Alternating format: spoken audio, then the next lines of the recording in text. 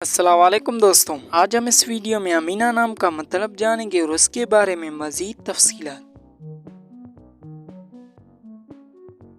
نام ہے امینہ۔ امینہ نام کا لفظ کس زبان سے ہے؟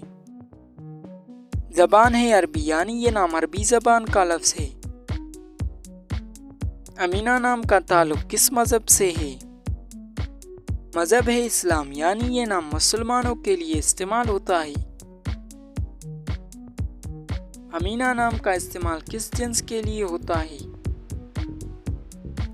جنس ہے لڑکی، یعنی یہ نام لڑکیوں کے لیے استعمال ہوتا ہے۔ امینہ نام کے حروف کی تعداد کیا ہیں؟ یہ نام 5 حروف اور ایک لفظ پر مشتمل ہے۔